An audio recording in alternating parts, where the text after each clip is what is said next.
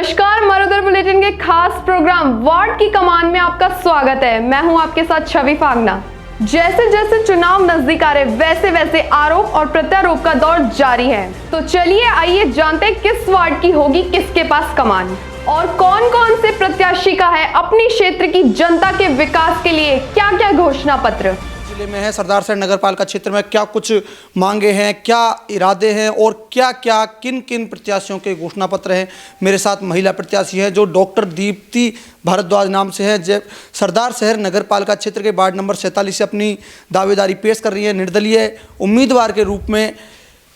ये क्या क्या इनका घोषणा पत्र है, हालांकि चुनावी बिगुल बच चुका है, क्या बाढ़ की कमान है, किसके हाथ बाढ़ की कमान होगी, क्योंकि मरुधर बुलेटिन एकमात्र ऐसा समाचार पत्र समूह है जो कि अब तक निष्पक्ष, निर्भीक और साहसी खबर प्रकाशित कर रहा है। इतनी ही नहीं, मरुधर बुलेटिन ने जब भी जहां भी आंकड़े बताए हैं, सही और सटीक आंकड़े निकले हैं। सबसे पहले चैनल में आपका स्वागत है। उसके बाद क्या क्या आपके विकास के मुद्दे रहेंगे, क्योंकि ये वार्ड एक ऐसा वार्ड है जहां आप निर्दलीय प्रत्याशी हैं, सामने बीजेपी कैंडिडेट है लेकिन कांग्रेसी कैंडिडेट नहीं है। कई विकास के कार्य पहले से अधूरे पड़े हैं, उन्हें पूरे करवाने की भी आपके हाथ में एक बड़ी जिम्मेदारी रहेगी। किन घोषणा पत्रों के साथ आप जनता के बीच जा रहे हैं? नमस्कार जी। देखिए विवेक जी, ये मैं पहली बार राजनीति में आ रही हूँ जी। मेरा क्षेत्र शिक्षा का है जी। मैंने 20 वर्षों तक एजुकेटर के रूप में काम किया है जी। क्योंकि मैं एक ट्रेनिंग एजुकेटर हूँ। जी। जी। तो बहुत सी ऐसी चीज़ें मैंने अपने जीवन में देखी हैं। मेरा किसी पार्टी से ना खड़ा होना भी एक मेरा ही निर्णय है, क्योंकि मुझे किसी वाद विवाद में नहीं पड़ना और ना ही मेरे मतदाताओं को दो भागों में बांटना है। दूसरा, जो पीछे कार्य हुए हैं, पीछे बीजेपी का बोर्ड था यहाँ पे नगर पालिका का। बीजेपी का बोर्ड था, यहाँ से पार्षद कौन सा था? बीजेपी का था, कांग्रेस का था, किस दल से था? वो भी निर्दलीय ही थे, लेकिन उन्होंने बीजेपी को समर्थन दिया था अपना। लेकिन वो शुरू से ही अपने चेयरपर्सन से विवादों में रहे, तो विकास कार्य जो है वो पूरे नहीं कर पाए ठीक से। उन्होंने अपने जिसका बोर्ड था उसी का पार्षद था, लेकिन फिर भी विकास कहीं दूर रहा, यही कह रहे हैं? ये इसका कारण यही था कि उन्होंने अपने चेयरपर्सन के खिलाफ धरने प्रदर्शन और इस तरह के कार्य किए और वो विवाद में, इसीलिए विवाद में रहा।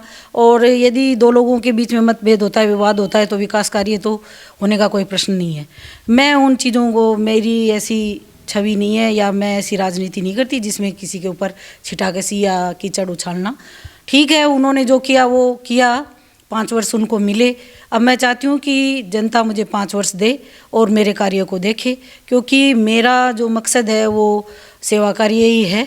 मैंने अपने जीवन में अपना कैरियर, अपनी शिक्षा, अपने पारिवारिक दायित्वों को मैंने पूरा कर लिया है।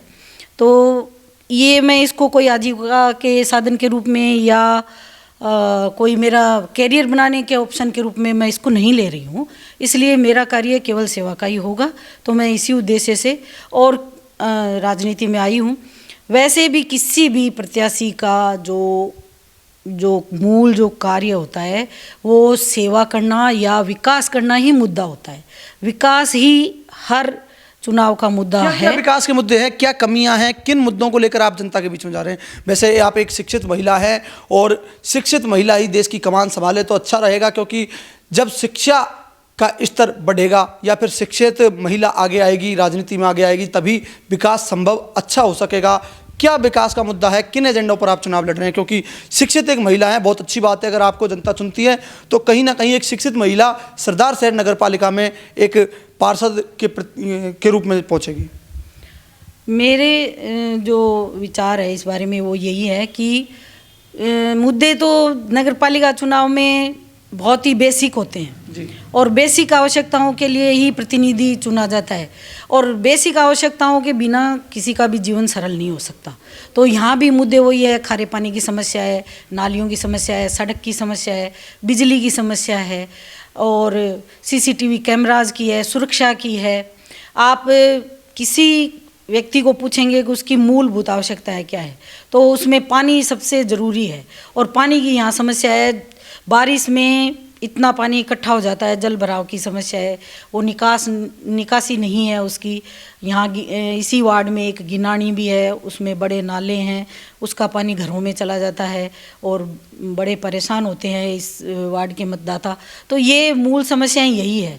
शिक्षा की बात रही तो बहुत सी ऐसी पॉलिसीज़ हैं जो महिला शिक्षा को बढ़ावा देती है, लेकिन वो उन तक पहुंच नहीं पाती है। तो ये मेरा एक फोकस रहेगा उस पे कि मैं महिला बालिका शिक्षा के लिए कुछ करूं। दूसरा जो है वो है कि वृद्ध पेंशन योजनाएं जो है तो वो मूल रूप से उन लोगों तक नहीं पहुंच पाती है जिनको वो पहुंचनी चाहिए, क्योंकि वो पहले से वृद्धावस्था पेंशन है, वो वृद्ध हैं, अशक्त हैं, तभी उनको वो पेंशन मिल रही है। अब वो आपके पीछे पीछे तो घूम नहीं सकते, आपको उनको देखना होगा कि उनको क्या आवश्यकता है इन चीज़ों की, और आपको उनकी मदद करनी पड़ेगी। तो हम ये डोर टू डोर कैंपेन चलाएंगे कि जो अशक्त हैं, वृद्ध हैं, उनकी पेंशन कहाँ अटकी हुई है, कौन योग्य है, जिनको नहीं मिल रही है, ये व्यवस्थाएं मैं स्वयं इसको देखूंगी। और मैं फुल टाइम जॉब की तरह इसको ले रही हूँ और मैं ये कार्य जरूर करूंगी। बेसिक जो समस्याएं जॉब की तरह मतलब आपने किसका, राजनीति को भी आप जॉब समझते हैं? आपने कहा जॉब की तरह। जॉब का मतलब हम कार्य करते हैं तो उसको सेवा कहते हैं जी। हम जब हाँ सेवा कहते हैं। हम यदि वेतन भी ले रहे हैं तो वेतन भोगी सेवारत कर्मचारी कहते हैं, और ये तो कोई वेतन वाली सेवा है ही नहीं जी। ये तो बिल्कुल दायित्व है, बिल्कुल दायित्व जी बिल्कुल। मेरे साथ जो रही दीप्ति, डॉक्टर दीप्ति जिन्होंने बताया कि वार्ड की सेवा करना ही मेरा मुख्य दायित्व है, जनता की सेवा करना ही मेरा मुख्य लक्ष्य है। राजनीति में आगे आना, पैसा कमाना मेरा लक्ष्य नहीं है। राजनीति में आगे आकर जनता की सेवा करना मेरा लक्ष्य है।